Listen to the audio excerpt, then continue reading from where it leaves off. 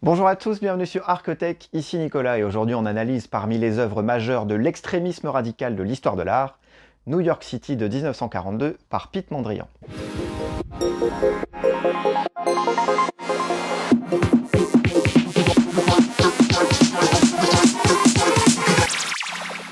Donc cette œuvre est conservée au Musée national d'art moderne, le centre Georges Pompidou à Paris. C'est une huile sur toile de 119,3 cm par 114,2 cm, à 5 cm près c'est un carré, réalisée par Piet Mondrian. Alors je sais que beaucoup ont du mal avec l'abstraction, c'est justement le moment d'abattre des barrières et d'essayer de comprendre.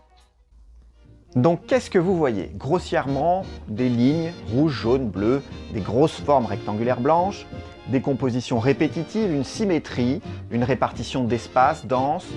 Il y a quand même une forme de régularité, et puis c'est lumineux, c'est coloré, les couleurs ne s'opposent pas, c'est plutôt vibrant, c'est-à-dire comme des faisceaux de lumière colorée qui pulsent dans ces bandes. Alors, la conception semble toute simple.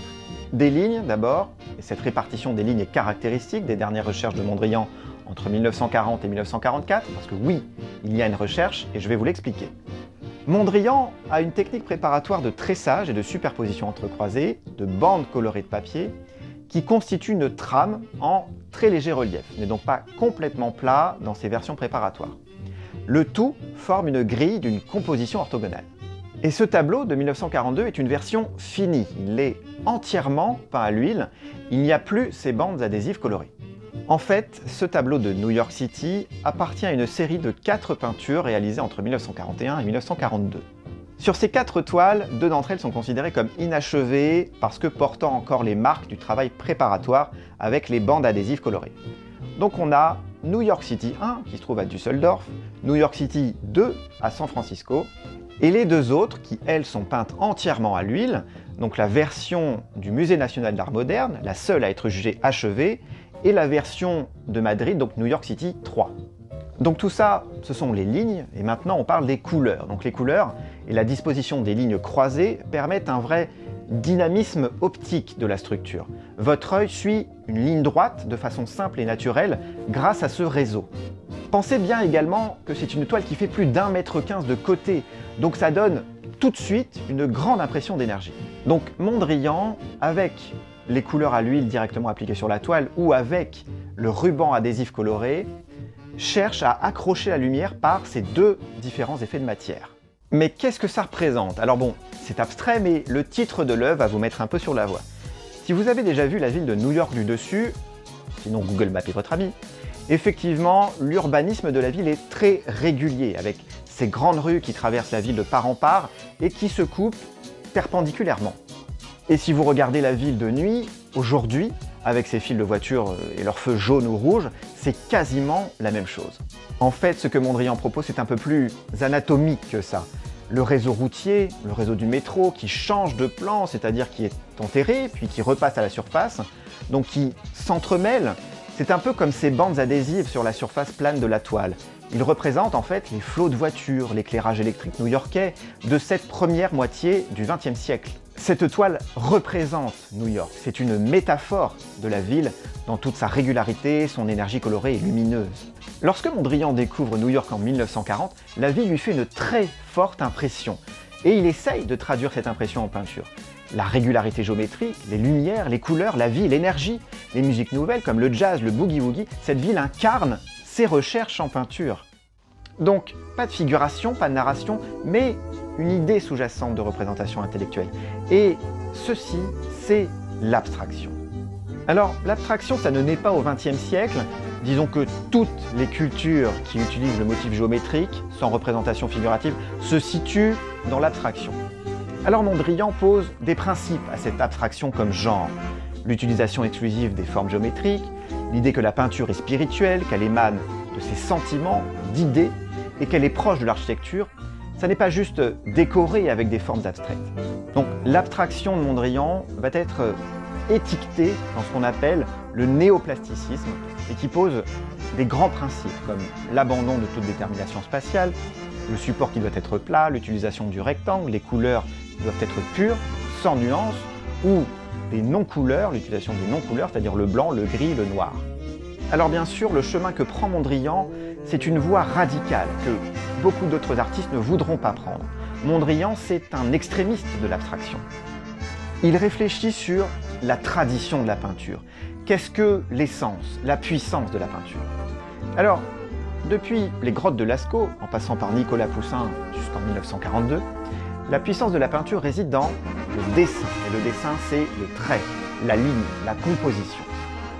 Dans l'art, on fixe le temps, le mouvement, l'instant, en peinture ou en sculpture. Et puis, la photographie vient bouleverser ce pouvoir de l'artiste. Elle est venue le concurrencer, le dépasser. Et pire, elle est même meilleure que lui. Est-ce que ça veut dire que le peintre n'a plus de pouvoir, de raison d'être? Est-ce que l'art c'est fini? Quelle est devenue l'essence de la peinture? Ligne, ligne pure, couleur, couleur pure, abstraction.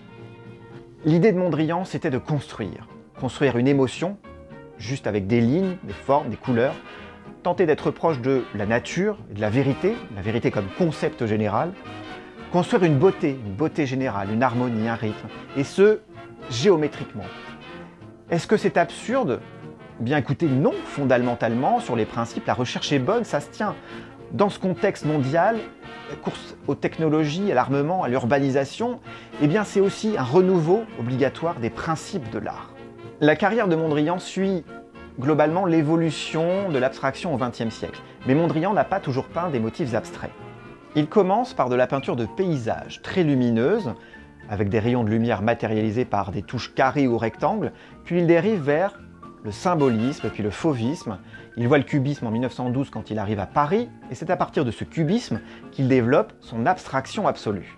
Mais là où le cubisme analytique permet encore de distinguer les formes, même secondaires, d'un objet, eh bien Mondrian franchit le cap et ne s'intéresse plus qu'aux formes, au-delà de toute figuration. Donc, là, ça y est, le cap est franchi.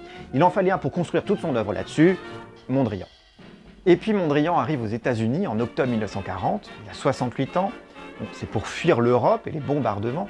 Donc il est en exil à New York, comme beaucoup d'artistes, dont Fernand Léger par exemple, un autre nom de l'abstraction.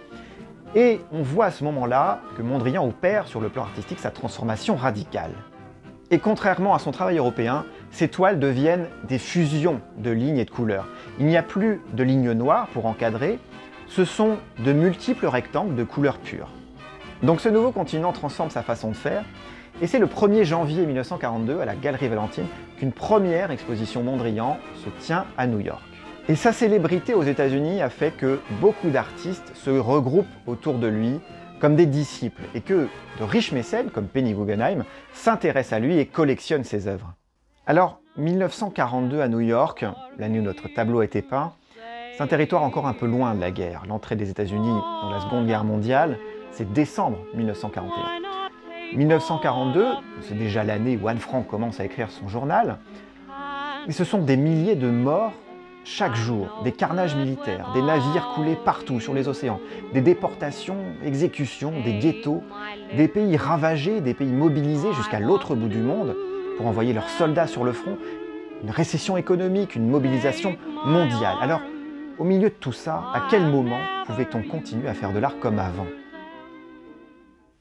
Avec tout ça, vous comprenez que la recherche, le contexte, le cadre d'un artiste, c'est quelque chose à prendre en compte, toujours quand vous regardez une œuvre d'art. Il ne suffit pas de passer devant en se demandant si ça nous plaît ou non, et parce qu'on ne voit rien qui répond concrètement à notre cerveau, se dire qu'il n'y a rien à voir, parce qu'en fait, ça demande effectivement un peu plus d'attention. Alors, on se pose la question, sommes-nous revenus à une intellectualisation de l'art depuis les guerres? Le discours de Mondrian, en 1942, on tend à dire que non, mais la réalité du public et de l'art aujourd'hui montre que oui. Également, tous ceux qui vont dire « Oh, je peux faire pareil, et accessoirement ça vaudra des millions », bah trou du cul, ça a déjà été fait, donc tu repasseras pour ta bonne idée. L'interstice de votre ouverture d'esprit étant trop étriqué pour saisir l'absurdité d'une telle prétention, vais-je devoir vous expliquer. Donc, faites pareil, ça n'aura aucune valeur, parce que ça aura déjà été fait, d'une part. Vous ne serez qu'un petit suiveur, copieur, un plagiat sans originalité. Vous n'apporterez rien de neuf, vous n'aurez réfléchi à rien. Faites pareil, vous n'apporterez rien non plus à l'art, à l'histoire de l'art. Dans quelle tradition vous placez-vous? Que Qu'est-ce que vous voulez dépasser? Que défendez-vous? Qu'attaquez-vous? Rien de tout ça dans votre esprit et vous avez juste voulu faire votre pseudo-critique réactionnaire de comptoir, provocateur à 2 balles pour donner l'illusion de votre pensée critique, bien pensante ou que sais-je encore. Voilà, j'espère que cette analyse vous aura plu. N'hésitez pas à commenter, partager, vous abonner et j'espère vous retrouver très bientôt sur Arcotech.